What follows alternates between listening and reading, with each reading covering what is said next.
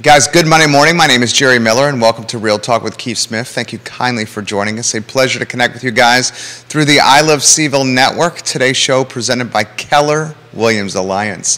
Folks, you can absolutely count upon Keller Williams Alliance. You're about to meet two on this gorgeous Monday morning, just 19 days before New Year's. Can you believe that? 19 days and counting until 2023. Judah Wickhauer is our fabulous director. Occasionally you'll see Judah Wickhauer popping his head out and offering valuable perspective. Today we have two fantastic real estate superstars, and Nikki Chambless, a team leader at Keller Williams Alliance, and Antigua, just a phenomenal realtor in her own right. Judah, if we can go to the studio camera and welcome the superstars to the program. Ladies, good Monday morning. Good morning. Good morning. Happy Monday. Thank you for joining us. Absolutely. Thank you for having me. A show you have helped set up yet again on a fabulous Monday, Nikki. I love doing it. I love being able to work and learn from Keith. It's pretty amazing. Definitely not something that had you told me a year. Well, no, just kidding. I've been doing this for more than a year now. Wow. So a year and a half ago, if you had told me this, that I would be doing this on a regular basis, I'd been like, get out of here. So, and now I can't imagine not doing it. You shine. Yeah, thank you. This is truly because of the people that are around me that are amazing. And Anna is one of those, so I'm really thrilled. She actually stepped in. We had a guest who couldn't make it today, and when I reached out, she was like, yeah, I think I can do that. So, which is amazing because I really wanted to have her and some other people as guests, especially regarding some of the local happenings in the real estate community going on. So now we just get her early, and we'll have another show with her in the future. So fantastic! Your third rodeo. This is my third rodeo. That's fantastic. So Anna Antigua, introduce yourself to everybody that's watching the program. Hi, my name is Anna Antigua. I am now with Keller Williams since November 18th. So excited. I am Dominican and Puerto Rican. I'd like to plug that in. I am a bilingual realtor here in the Charlottesville area. Fantastic. So tell us about what you love about real estate, your experience, how long you've been doing it, what are your favorite aspects of this career? I really love, and the reason that I primarily decided to become a realtor is helping. I knew that I wanted to help people, and that initial experience working with Candace as an admin, her encouraging me to go ahead and help her, and just seeing people that had challenges to be able to become homeowners and achieve that, it's just the greatest feeling. It's like watching your little one open a gift on Christmas. So that is absolutely awesome. And a fantastic team to be a part of, Nikki Chambless, Keller Williams Alliance. I think so, or I wouldn't be there. I'm just saying. You guys do a great job of serving this community. Your niche, a valued one, the Hispanic community. Mm-hmm. Put in perspective what many experts and economists have called the most focused upon emerging market in real estate, Hispanic home buyers and sellers. Give us a snapshot of what's going on. Well, according to the data and what they're talking about out there, it's definitely been increasing. So they're saying that it went up 48.4% of Hispanic homeowners since 2000s has been a big leap, and that they foresee that in 2040 that it's just going to skyrocket. I am seeing that right now where I work. Specifically, they're coming, like you said, for my niche, and having more professionals in our area to be able to help that, I think is one of the things that are fueling it, for sure. Talk to us, and then we'll weave Nikki in here. Talk to us about the emergence of this demographic. What do you attribute the boom in Hispanic buyers and sellers to? Well, I think it goes back to, for example, who I am.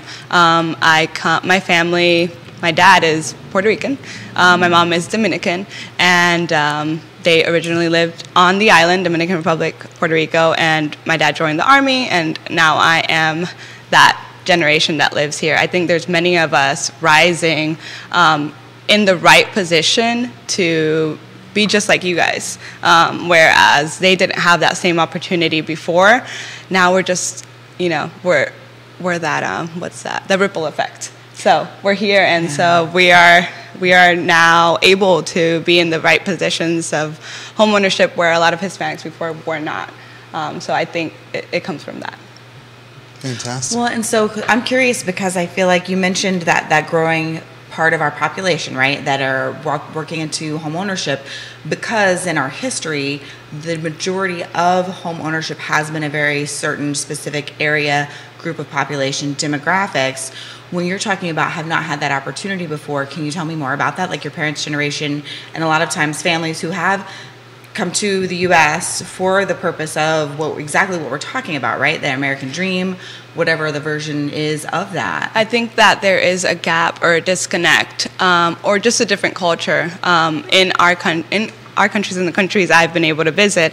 The perspective on money is different, and people don't want to have debt, and they want to save, themselves. So they get away from credit, and they just focus on being able to own themselves. And so the concept in those countries is usually like, I save up money, I own my land, I build my own stuff.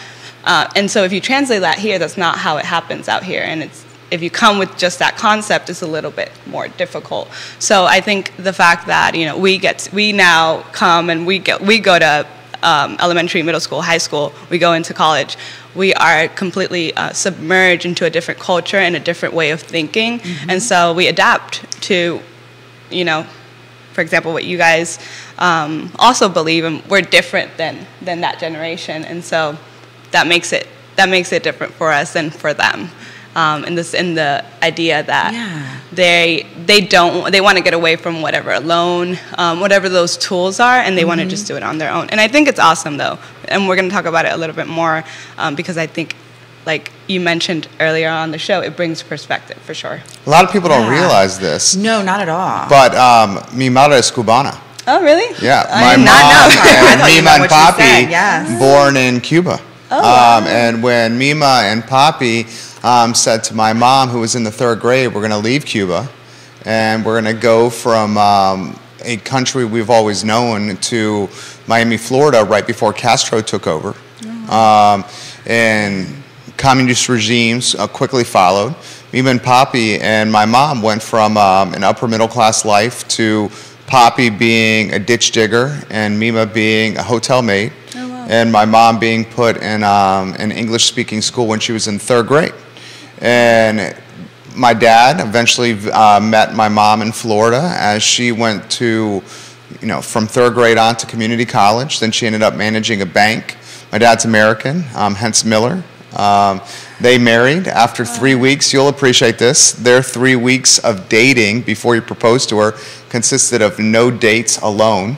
Okay. All chaperone dates. For sure. Literally every single one was chaperone. Yeah. They remember their first kiss with somebody in, I think it was my aunt, my great aunt, watching them kiss for the first time. That's funny. But to your point, I watched this because when my parents, my dad and my mom, when my brother and I were growing up, my dad and my mom were growing an accounting business. So Mima and Papi raised my brother and I. Mm-hmm. And they were so vehemently opposed to debt. Yes. Mm-hmm. And they had a house that I remember they paid $10,000 for on a tiny piece of land in Naples, Florida. Oh, wow. And they had an opportunity, everything was paid off, but Papi never wanted to buy a bigger house or take on more debt. Yep. Because he remembered that time of coming from Cuba to America where they were literally, forget paycheck to paycheck, it was like meal to meal. Mm-hmm.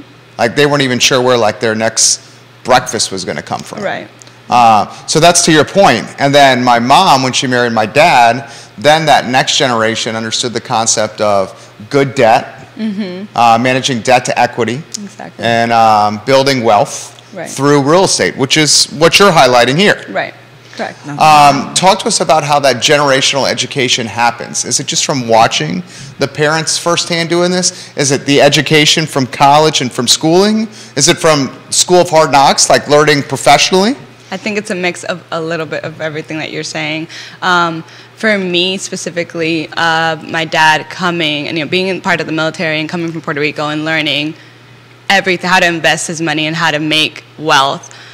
He kind of passed on some of those concepts to me, and then a lot of what I learned was, from college. And but I think another part of that as well is a little bit of the hard knocks that you're talking about, and having real estate professionals do that educating. And that's why I think NARUP is so important, because we kind of stand in that gap, and whatever education that is missing, we are able to voice that and echo that, so that certain mistakes or certain habits aren't being continued on, and they can have a better understanding of why these tools and why debt is okay to have.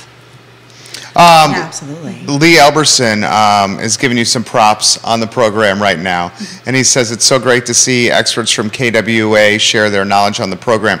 Multiple folks are asking about the acronym you just used. Okay. If you could highlight that acronym. Yeah, the National Association of Real Estate. National Association of Real Estate Hispanic. Yep. National Sorry, Association of Hispanic Real Estate Professionals. Only because I've been practicing National saying this, Association I keep bringing it up. of Real Estate Hispanic. Hispanic first. Yep. NAHRE. Now I lost it. P, right? NARUP? Yes. Got Okay. it. So we are Hispanic Real Estate Professionals, and it's a national association. They focus on advancing home ownership in the United States, and they do it through empowering and educating real estate professionals. Fantastic. Yeah, that's amazing. Yeah, so I didn't know anything about this. I had a coffee with Anna, and we were talking about all sorts of things. One of my big things is about education in the real estate community.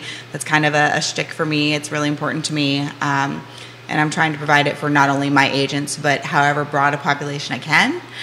And so we were talking about that, and she was like, hey, did you know there's this thing at CAR, NARUP? And I'm like, what is that? She told me. I was like, oh, that sounds like a thing I would be interested in. Yeah. So I was able to last minute attend this. It was an amazing function. Yeah. It was the first of many to come. Yeah. And what were we trying to do? This was the foundation building event, right? Yes, we did an event to let everybody know what NARUP would bring to the Central Virginia area.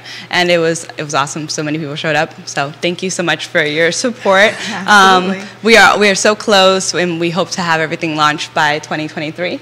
But the goal of this is not only to educate buyers and sellers, but also to educate other real estate professionals, because you don't know how many times I'm talking on the phone and I have to deal with this because people are coming to me for help, but other real estate professionals don't get to have the conversations that I get to. So those terms that I have to use a lot and exchange a lot. Sometimes on the phone, they're like, what are you talking about? Non-qualified mortgage, tax ID. Yeah. I'm like, I don't have time to sit down and explain everything right now. So that's why we need NARUP to be able to educate all of us, not only just buyers and sellers. Well, you touched on this earlier, and it's funny because I think I had seen this, but when we were sitting down to talk, I shared, I was like, hey, I don't know if I'm 100% accurate, but by some year, I think it was 2040 maybe, 30% of our first-time home buyers will be Spanish-speaking? So that's the projected, is that right? 70%. 70% of first-time home buyers will be Hispanic. Oh, really? So maybe 30% of all then? I was like, that's in there somewhere. Yeah. Okay. Yeah. Which is a very large percentage of our population. Massive. And when we're talking about a bi or tri or more than lingual community, because you've got a community that not only speaks Spanish and English, but sometimes have other languages as well, right? Depending on where you're from and what your background is. Coming in and being able to speak in things, especially depending on how far removed you are from if your original language is Spanish, being able to speak about things like real estate and any legal aspect and contracts in your language. Again, if you're a first generation and Spanish is your first language or your main language, then being able to speak about that in Spanish is really, really important. So like for me, if I was like, oh, let me just go on Duolingo, and let me pick up some Spanish. I took it in high school. Let me see if I can help this person out. That's a big no. Right. That's nope. That's not the way. That's not serving the community or clients or anybody really well.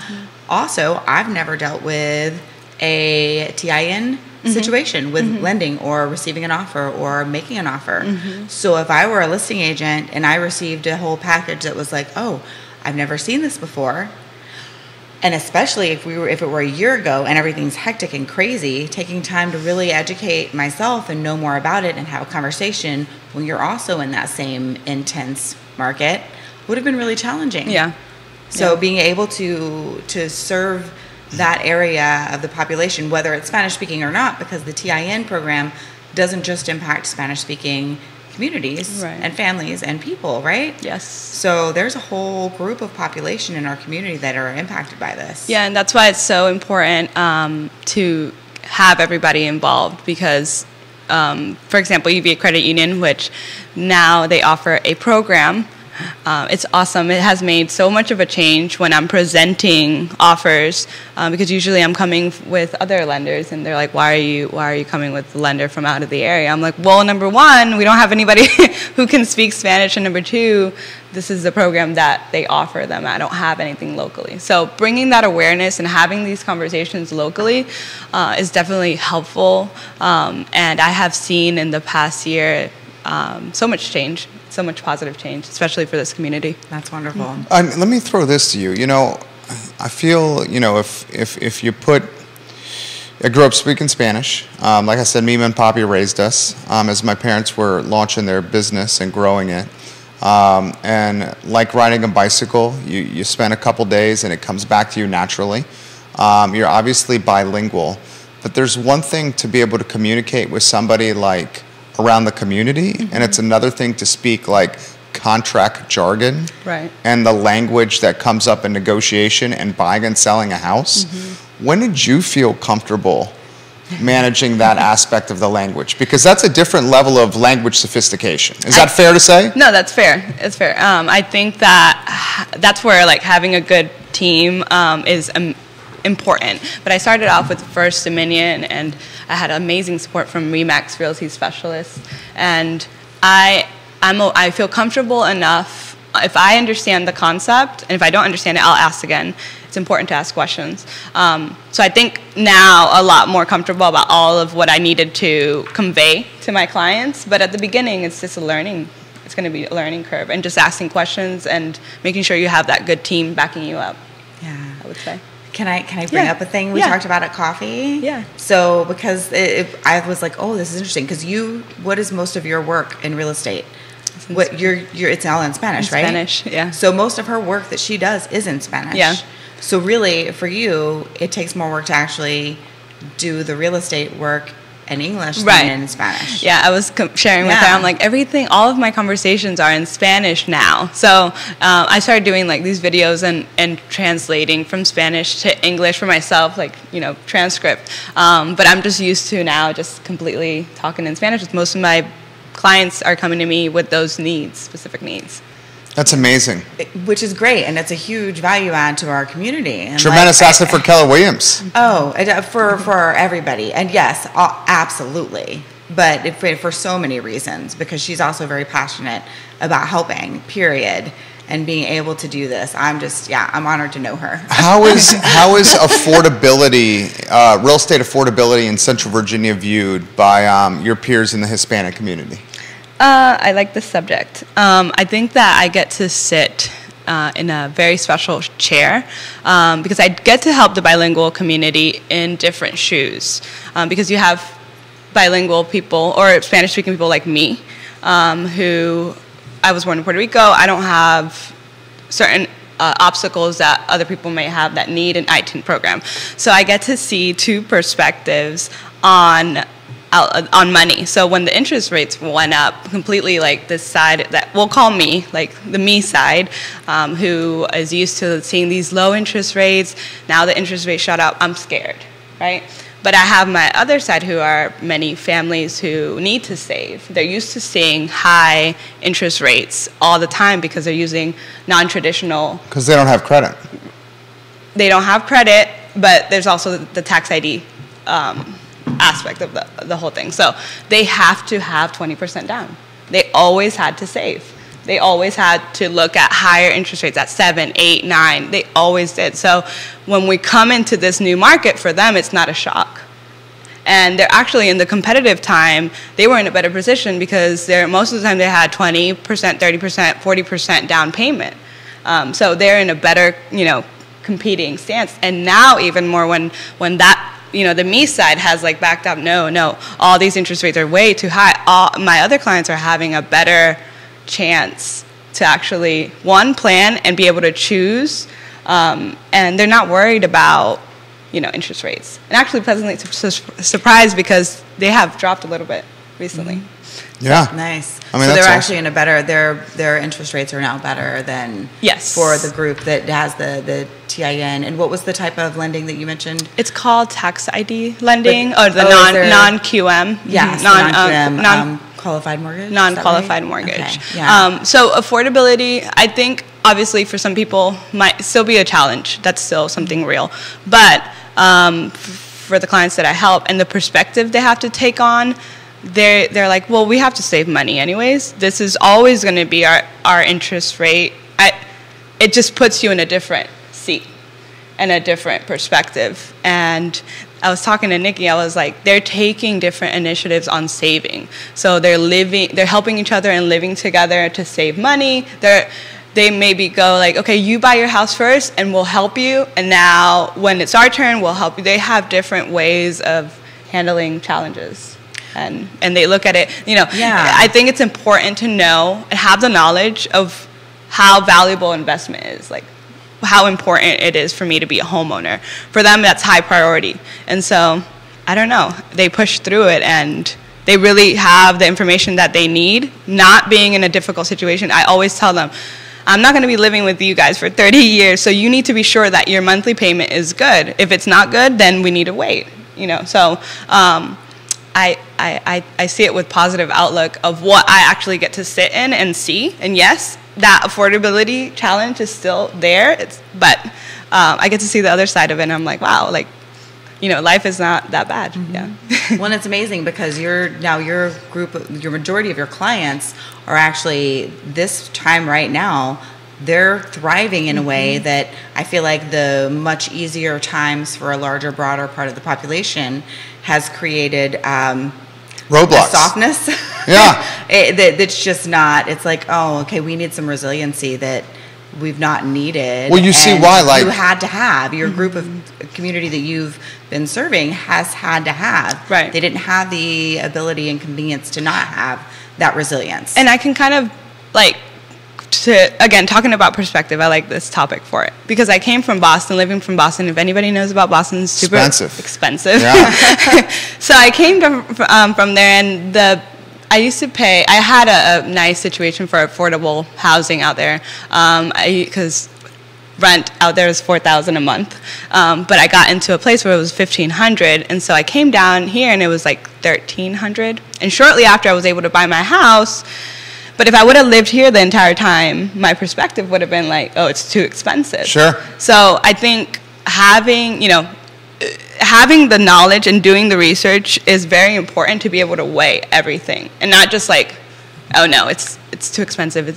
I don't know. Like where I get to sit in is really cool because I get to see both sides. Well, I see why. I mean, you've done a fantastic job here. You've highlighted why the Hispanic community is such a coveted aspect of the market of home buyers and sellers. Mm-hmm. You have the potential for larger than normal down payments, which you've highlighted. Mm-hmm. You have a mindset that is not afraid of 6.5% interest rates because they're accustomed potentially to higher. And a key component you've highlighted is the multi-generational aspect of households, where grandparents, their kids, and maybe their kids are living under the same house and sharing a mortgage payment, which makes that house more affordable. Exactly. Those three aspects alone, I would see why this segment of the market is primed to boom. Folks are asking again for that stat that you offered was it 2040? We were saying, and I'm gonna pull it up right now. It is. Listen to this stat, folks. This one right here is a very telling stat of where the market could be going. So it's 48.4% in 2021. It's up 47.5% in 2019, the highest level since the mid-2000s. And it shows that Latinos added a total of 657 new owner households between 2019 and 2021, with the number of Hispanic homeowners reaching 8.8 million. And then the other stat on the 70%. Let's see if I grab it. Very impressive statistic right here. And this just shows why this aspect of the market is one that should be focused upon, and why Keller Williams has done a good job doing this, and why Anna is fantastic to lead this charge. And she's got partners in place, which we will highlight in future shows, to help lead this charge. And we got to talk about that partnership here in a matter of moments, Nikki. Well, and I will say, while you're looking that up, just please stop me when you find it. So it was amazing being at that first NAREP event, seeing there was all sorts of community there. There were, yes, Ricardo and UVA Credit Union is running this, but there were a plethora of other lenders in the room. And I don't know all of those lenders. Like, I saw Tammy Wilt there, and I know her from forever, right? And there were other lenders in the room. There were all sorts of realtors in the room. This was not a competition of, I'm this particular industry trying to, get this market of people. Corner the market. Hey, we are a community, and we need to step up, and we need to help each other, and we need to serve a very underserved community, not only by helping, like you said, the buyers and sellers in that community, but also by educating realtors on, hey, these are things you need to know. Yeah, I'm going to touch a little bit on that, but the data is the Urban Institute projects that by 2040, 70% of the net new homeowner households in the United States will be Latino. Wow. Yeah. That's a fantastic statistic. Can you highlight some of the lenders locally that you've had success working alongside, or work well within the Hispanic community? Yes. UVA Credit Union with Ricardo, Cruz Duran, and Salvador, and Jasmine, awesome team.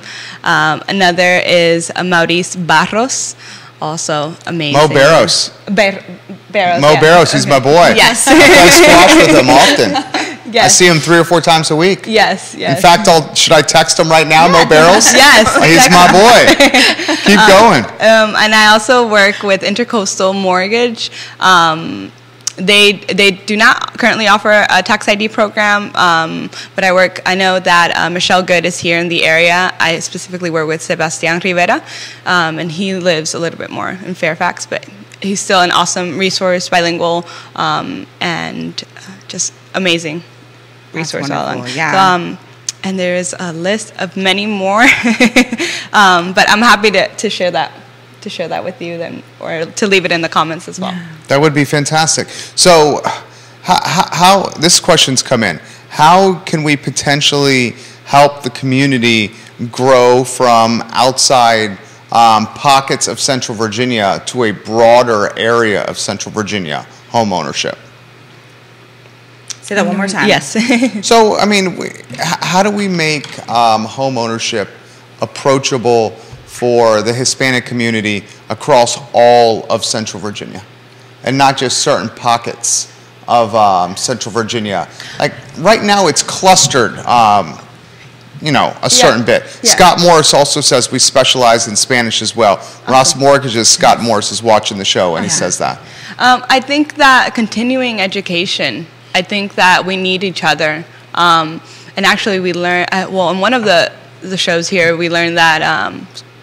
How will we know who's like? I didn't realize that you had Latino family or Hispanic background. Like, we won't know unless we communicate and talk to each other. So I really think educating and empowering is going to spread the word. Because when I came here, people didn't know where to go, and they were, I don't know what to do. I don't know where to go. So somebody actually stepping up and saying, "Yep, and the way we do that is." I can help Nikki, who helps the next person, who helps the next person.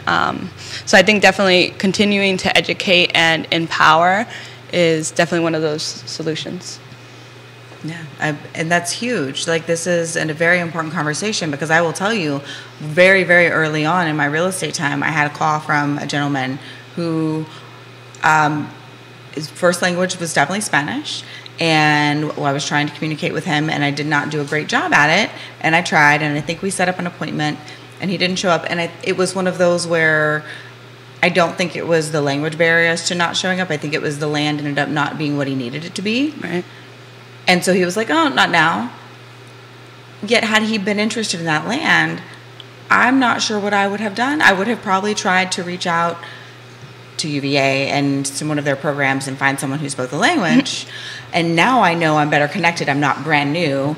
I know a plethora of agents who, plethora is actually a huge exaggeration. I'm so sorry. I have a good, small, solid group of people, though, that I know and trust that I could reach out to and be like, hey, you speak Spanish. I have someone I'd love to refer to you. Do you have room and time and opportunity to be able to have a client referral, right? And I think talking about the very real aspect that this is not easy work. This is not easy work. And for a while, it was like this. We got a handhold.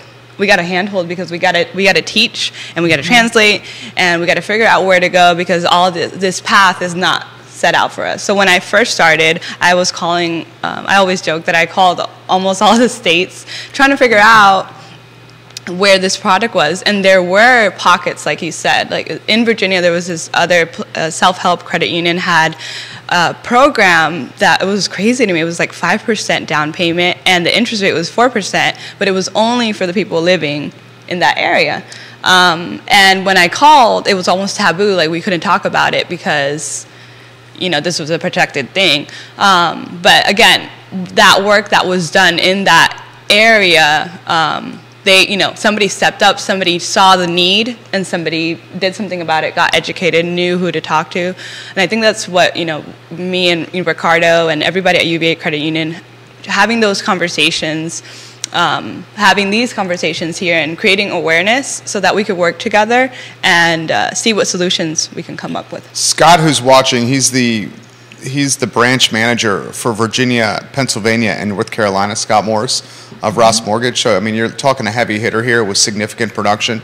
He says that you guys should talk. Okay, he says Amanda on his team, who is currently in Chihuahua, Mexico, handles all ITIN and along with Spanish-only clients. Awesome. And they provide this service quite often. Awesome. So that's fantastic right there. Another option for your contact list there. Thank you. This is an interesting topic that's come on the feed here. How do we take the Hispanic community and potentially position investment properties in front of them? Is that a conversation that's been had? So I was actually talking to her about it. I think that kind of hitting on living with, having a rental and saying, okay, you take this room, you take that room, finding ways to save money. I see in our community that we are already doing this. So for example, I've had clients who say, well, I want to take my money and I don't want to put it down on a brand new house and have this high monthly payment. Instead, I want to buy a house I got to fix up. And they're not afraid to do that. So they are already doing that as something that's like normal for them so that they can build wealth for themselves. So a lot of my clients are that kind of investor, but it's also like they're looking for that first home in that way. Are we willing to do that? Am I willing to do that? I don't know. Like I was not raised in that culture or that. I think there's challenges there when I think about that, but thinking about the community that I service, they're not afraid of that, and they have a different perspective on that. Well, I feel like two of the questions that have been posed and I don't know from where, and I know it's not intentional, but I do want to use it to touch on something. They were about how do we provide for this community, and those are great ways to phrase the question. But I think that the big thing that I have realized between coffee this morning and this show is it doesn't matter if we provide it or not. This is a community that is going to go after it and find a way. And all it took was having an Anna who was willing to call almost every state and figure out where the programs were. But once that key piece was in place, it doesn't matter if an opportunity is presented. This community is working to make it happen regardless. Right. Yeah, I agree. I have somebody actually right now that's qualified right under that 200 mark, and you know how hard that is. And so right under the Twitter K mark? Yeah. Wow. And they have to rent, and they're like, nope, I'm not spending money on rent. I'm saving my money up so I can, do the down payment. But another option there that I see for them thinking is, well, I could buy a property, under that and fix it up, and that's my house, and that's how they think. It's not. That's amazing. Yeah, it's easy for them. And then they build the equity, and then they have something there. Exactly. Mo Barros just texted me and says, tell her I said hello. He's watching the program. He's got a hell of a forehand, Mo Barros. I'll throw this to you here. What is, do you think of yourself as a mentor? Have you thought about that? Oh, yeah. And is that pressure? And how do you manage that pressure? Initially, being the only go-to source. And I learned how to manage it better now, but at the beginning it was very overwhelming. I do consider myself a mentor. I think every realtor probably is a mentor, and we have to sit down and go through all the emotions. I do, but I value it a lot. And I want to continue to be able to educate and share my perspective. At first, it was a little intimidating because, they almost a lot of the times they're like, "Oh, I don't know about credit. I don't know about mortgages." But where I come from, and so you have to kind of break that barrier and kind of get them to see, yeah, but it's a tool. Get them to see differently, and I like that challenge. I like to be able to educate. How about managing the youth aspect? What do you mean? I mean, we're younger folks. When you're having these conversations that are pretty significant and serious, involving hundreds of thousands of dollars, have you encountered any challenges with, speaking to folks that could be your parents' age about how to manage their wealth? Yeah, and I like it's different. It's a different dynamic.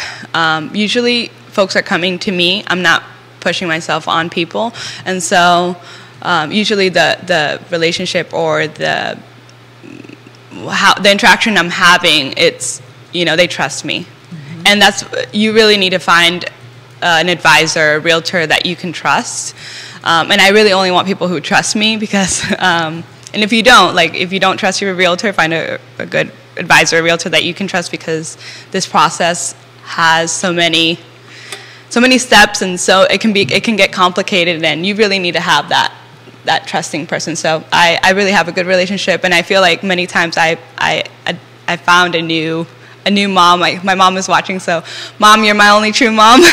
But a new mom or a new dad, a new grandpa, a new grandma, and I feel very, very valued. What are you thinking, Nikki? I just love this whole conversation. I think it's amazing. I think it's important, and it's neat to see that different perspective, because your world, real estate and otherwise, but especially your real estate business, is very different. Mm-hmm. It is not the same as like a Carrie Griggs who's been on here before, or a Jason Kirby, and there are things that are still the same and true no matter what, and yet there are aspects that are just completely different that you and only a small group of other realtors are familiar with and knowledgeable in.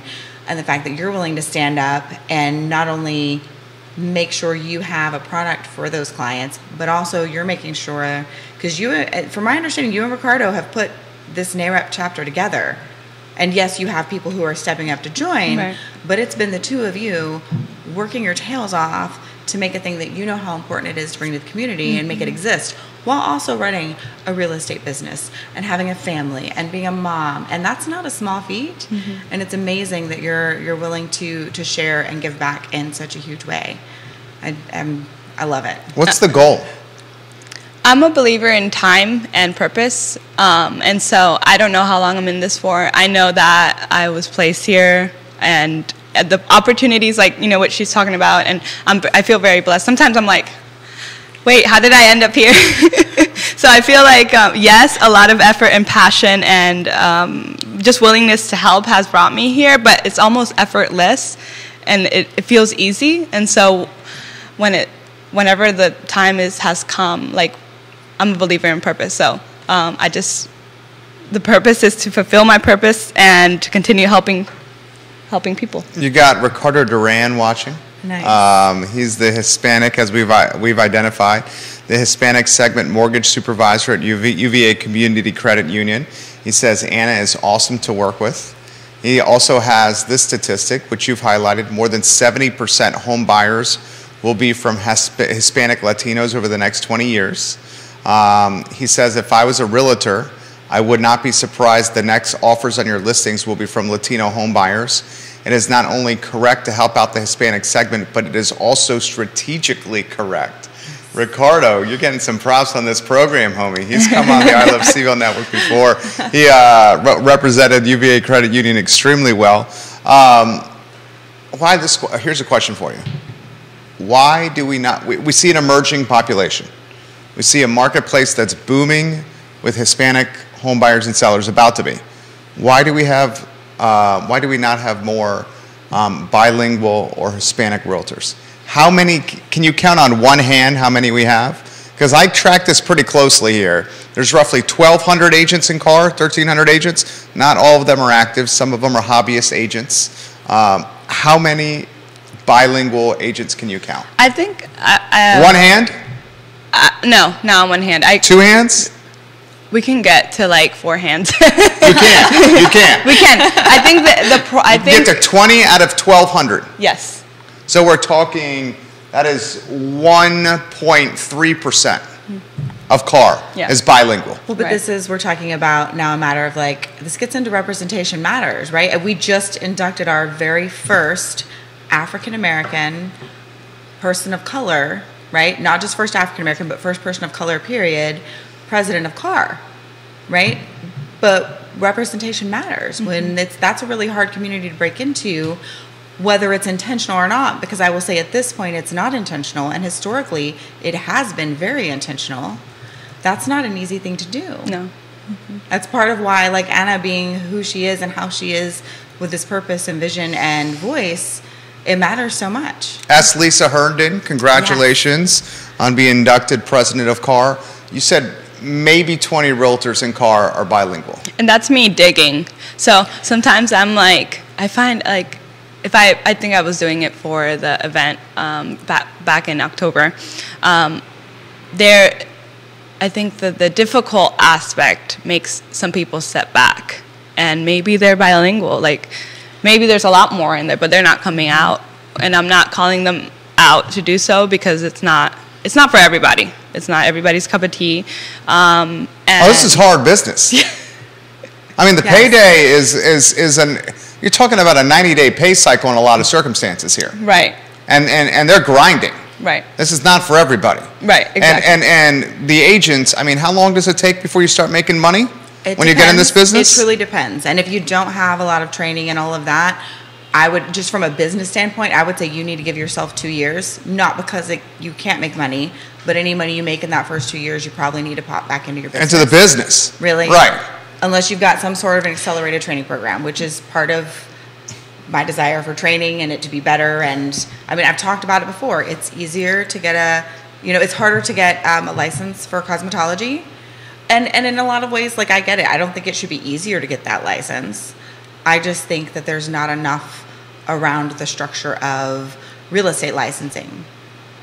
Yeah. And the only answers I've ever heard proposed have been to require a bachelor's degree, and that is not the answer. That's not really going to help make the real estate application process better. I agree with that. What do you make of those comments? I agree with that. I think we have to grow a little more, and at least why there's not that many of us, it definitely is because we have to grow. And so where in my career I had to kind of pave my own path to just focus on everybody that was coming to me, and not be tempted to be like, well, I just want a regular client, because there was a lot that it wasn't paved. There was no resources. I would go and nobody knew about this. So I still think we need to grow, and that we need more resources.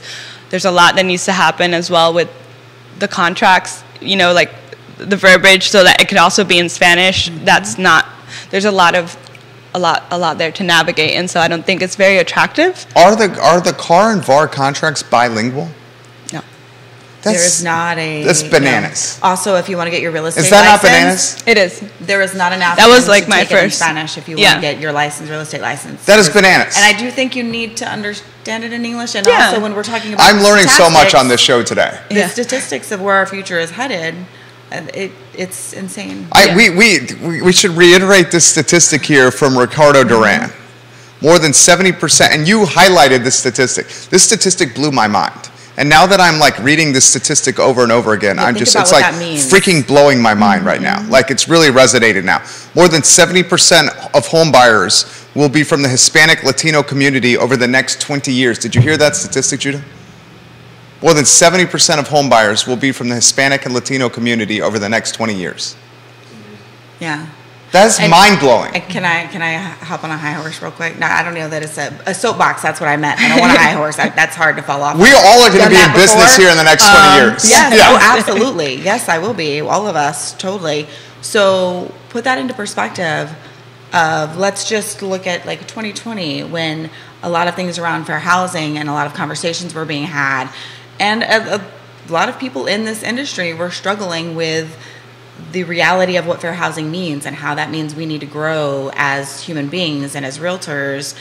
And if that's a struggle, if that's something that you're still not educating yourself and willing to grow in, if diversity, equity, and inclusion are words that you have a hard time hearing, you may want to consider your future, like truly, because real estate may not be the industry for you if those 3 words make you cringe inside and not go, oh, you know what? Yes. There's more room for education. There's room for growth. We can do better as a community, as like a nation, because our history has required all of this growth. And we've come a long way, and there's still a long way to go, which is very evident by not having contracts in other languages. Exactly. Especially when that statistic, 70%. Yeah. Mind-blowing. How about this for Anna from Ricardo? We have had a lot of interest about opening a new chapter of NAHREP that covers Central Virginia. NAHREP, which is the National Association of Hispanic Real Estate Professionals. Yeah. Is a place where you can connect, partner, join, and advocate to make an impact on policy. You mentioned 20 real estate agents in CAR, which is the Charlottesville Area Association of Realtors. We need to partner together to make an impact. If we don't, then we will not be able to make an impact. So basically what Ricardo is saying here, that the National Association of Hispanic Real Estate Professionals needs to use the power of group and maybe lobbying and the power of economies of scale and collective bargaining to utilize its influence to make buying and selling of real estate more approachable and tangible for the Hispanic community. Mm-hmm. It boggles my mind that these contracts that are stock contracts that can be put together by professionals well in advance are not in Spanish. This is boilerplate language where certain segments, I've seen the contracts and utilized them, are literally filled out where the rest is boilerplate. Right. You put in names, you put in some contingencies, you put in some price points, other aspects to it here. Does that not boggle your mind? It did. It was my first question, and I did my research, and I called, and I said, is there any way I could get it in another language? And the answer was no. Yeah. What the heck? Well, because not having representation. Mm-hmm. So what did you walk us through that first time? What did you do? Well, I was with Candace, and we were what I had to do. Did you go to a lawyer? We did not go to a lawyer. We called directly for the contracts. It's where they make the contracts, and so what I had to do to protect myself is create a form saying that because that's your tail. I'm not gonna get in trouble sued for translating this wrong to you, and they have to sign that. But yeah, they have reasons why this is not in place yet. What were the reasons?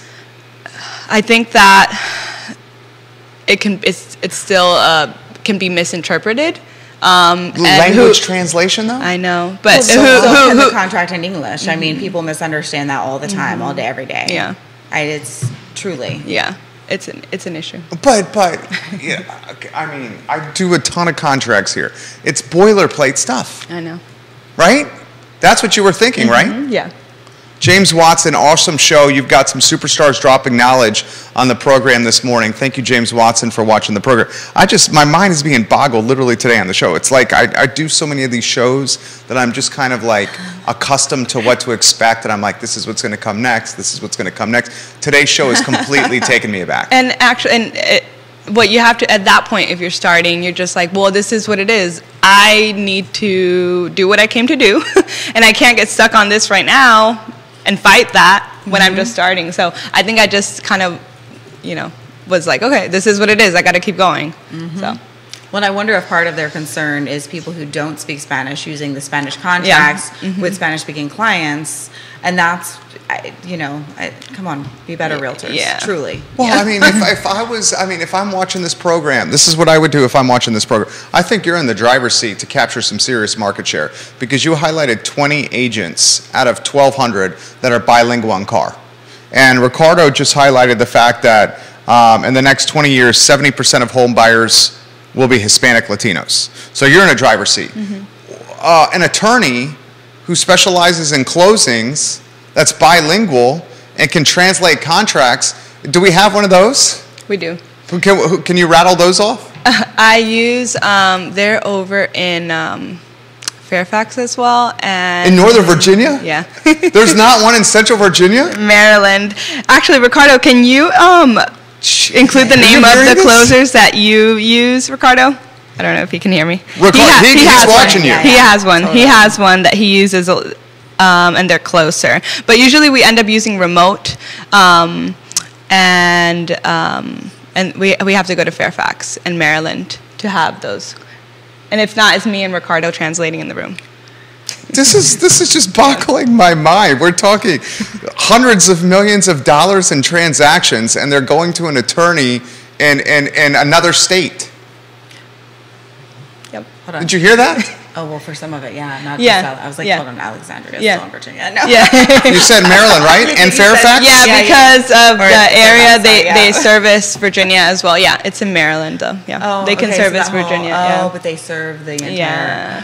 Yeah. Oh man, and that happens a lot in those areas. I mean, And that's where it's at. Well, actually, like license when I was doing the research, the areas where tax ID and these programs are is, California. We're looking at Florida. We're looking at New York. We're looking at North Carolina. We're looking at Maryland, Washington. Those are the pockets kind of that you're talking about that a lot of Latinos and Hispanics are. So these services are out there. I'm learning so much on the show. He highlights, this is fantastic. I learn on the show a lot. Today is a monumental learning experience for me after doing all these shows so often. VS Title is bilingual, he says. Courtesy Title is bilingual. Okay. How about home inspectors? We don't have any. No bilingual home inspectors? No. I use Brian Jensen. And I love Brian Jensen, friend of the program. Awesome. Yeah. Jensen family. Yeah. And he's married to his wife. Jamie. She's fantastic. Known those folks for 25 years. So he knows a little bit, but I'm his translator. How about appraisers? No. Okay, we gotta have some conversations with Woody around this. The entire supply chain. What is going on here? We definitely, growth. So you have 20 bilingual that you can think of, 20 bilingual agents in car. Correct. You have an attorney that you utilize in Fairfax and another one in Maryland. Yep. We got two title companies, VS Title and Courtesy Title, that are bilingual. And let me say, we're talking about bilingual English and Spanish, because it just hit me like when we were saying this. I was like, oh, but that person speaks this and this. And I was like, nope, not part of that conversation. So if anyone else's brain rabbit trails like that, we're specifically talking about Spanish speaking. Yeah. And also, so the one up in Maryland area is Courtesy Title. Yeah, Courtesy Title he highlighted in VS Title. Where's VS Title, Ricardo, located? Courtesy Title, Anna just highlighted, is in Maryland. Vanessa Parkhill's watching in Earlysville. She says maybe because the laws codes are written in English, and therefore there is concern that the translation might not exactly match up legally. Is that the concern she's asking? Yeah, they said it's too many. There's too many moving pieces to just translate it, and that's it. It can't just be translated. Is what. Does there need to be? Is there? You said there's not even a bilingual school for agents to get their license. So I don't know about that part. I do know when you take the actual licensing test, it is in English. And while I get that, I don't know. You need to know English, yeah, and I understand that. I do think that there is room for options that include both languages. Right. Definitely. If 70% of the buyer pool is going to be Hispanic, my mind is being blown over. I mean, literally blown. He says VS Title covers Charlottesville, Harrisonburg, and Augusta. So that's Ricardo on LinkedIn over here. The feed is blowing up. Can you guys tell that my mind is, I'm rarely like this, just from I see, do this so much, I see where the conversation's going. Not today. So why wouldn't we have to start at the school point first? Wouldn't that be the starting point? It should, yes. Because that's the first stage, right? This is how you become a real estate professional, and you go to a school and you learn from another real estate professional who's able to teach you in Spanish. Exactly. That's true. Yeah. And then once you get that knowledge in Spanish, that would mean more Spanish realtors. Exactly. And more Spanish realtors would mean the rest of the supply chain grows from a Spanish-speaking standpoint. Exactly. So why isn't there an entrepreneur out there that starts a Spanish-speaking school for real estate? So Jesus, Anna, that's a we need to gold talk about mine. your future and business growth later. Definitely have like a consult. That's an effing gold mine, ladies and gentlemen watching this program. How much do you charge? How much do you get charged to go to the schools? So that varies. Yeah. That varies greatly, truly. Some of them are very, very inexpensive and only online. Some of them are a little more expensive and have What's all the one sorts of- everyone goes to that I'm... the CE shop? That- No, that's that's- the online version though. yeah, the in-person one. Mosley? Yeah. The Yeah. Yeah, that's the So I one. should know how much that is. I don't know. That's- we offer one at no cost that's online now, so I don't remember the I did the Mosley version. online one. It was like, I did the online one Yeah. with people in the office as well, but I paid like $300 something. And it can be more, Yeah. definitely. Yeah. That's a business. Is that not a business? Yes, it is. It's- Have And you? we need it. Would you ever consider launching something like that? I'm like, I have so much on my plate. I mean, you and Ricardo could do this and make a killing. Ricardo, I know you're watching over here. This is a gold mine waiting to happen for This you is here, where pal. you leverage and you grow people up. Yeah, and They can exactly. take on the things I mean, that you you're could doing build a now so that team you can grow out of and this. focus on the growth. Yeah. I mean, it's just an idea here. This is one only have a I'll microphone. come back in Love 5 years. Well, hopefully like, before 5 years, but also definitely somebody put it on the calendar 5 years from today. I mean, I see- We're going to see what's going on and what Anna's doing. I know. As an entrepreneur, I see opportunities everywhere, and this is one of the best opportunities I've seen since the 15 years I've been self-employed. You got 70% of the market of home buyers Hispanic, and you got That's no that first supply time, chain of right? Hispanic. Yeah. That's bananas. Yeah. Did you hear that? I'm at a loss for words. It's rare for me. And the people, there are companies taking advantage of it right now, and it's not, and that's why you need representation, because there are some things out there that are not so nice to our community. What, you're saying they're overcharging? Yes. Yeah, because they have captured market share, or because they're the only person on the supply chain, so they can command whatever dollar they want. Exactly. Yeah. And that is unacceptable. Well, that's going to continue. That's capitalism. That's going to continue until you get more options in the marketplace. Exactly. Well, and this is where Harrop and Anna and Ricardo and all of the Exactly. people that are, because I will say I was in awe of all the people at that event. They had a form that if you were interested in helping be part of the board, because that's what it takes to get it started, is a commitment level. And I feel like a lot of people were filling out those forms. Yep. Unbelievable. This is unbelievable.